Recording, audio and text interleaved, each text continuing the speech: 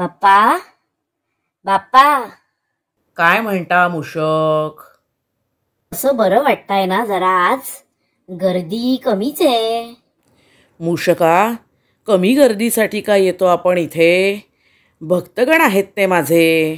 बरं, आता इथे आहोत तर इथल्या लोकांसारखी काही प्रश्नोत्तर घेऊया म्हणतो. मुलाखत हो बाप्पा. बरं, बोला, काय विचारताय? तर माझा पहिला प्रश्न असा आहे की कसं वाटतं इथं आल्यावर तुम्हाला? अत्याधिक प्रसन्न, सगळ्यांचा उत्साह बघून. इतर वेळीही असतोच मी, पण गणेशोत्सवात खास बडदास्त असते बघ आपली.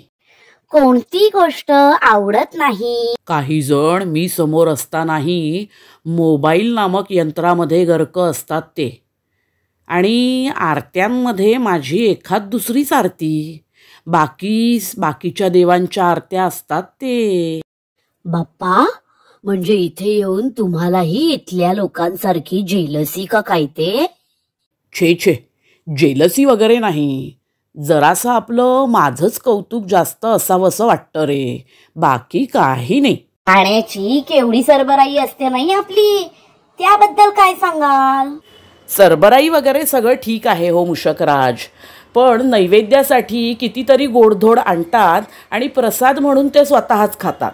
आणि गणेशोत्सवामुळे आमचं वजन वाढलं म्हणून बिलं माझ्याच नावावर फाडतात.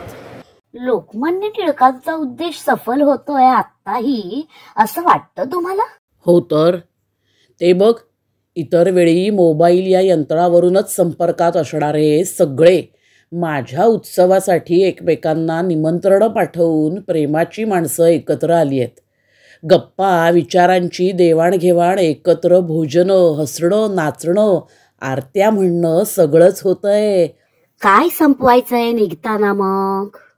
अर्थात दुराचार, अन्याय, दुष्टांची विकृती या सगळ्याला संपवायचंय यांच्या मार्फतच. आणि मग इथे आवडतंय काय? सगळंच. माझ्या भक्तांनी भक्तिभावाने एकत्र येऊन केलेलं आणि जे करत नाही तेही. बरंय तर बाप्पा, मुलाखत इथेच थांबवतो. तुझ्या कुठल्या तरी भक्ताची येण्याची चाहूल लागते. गणपती बाप्पा मोरया. विषय लय हार्ड आहे. बाप्पाकडे वरदानाचं कार्ड आहे.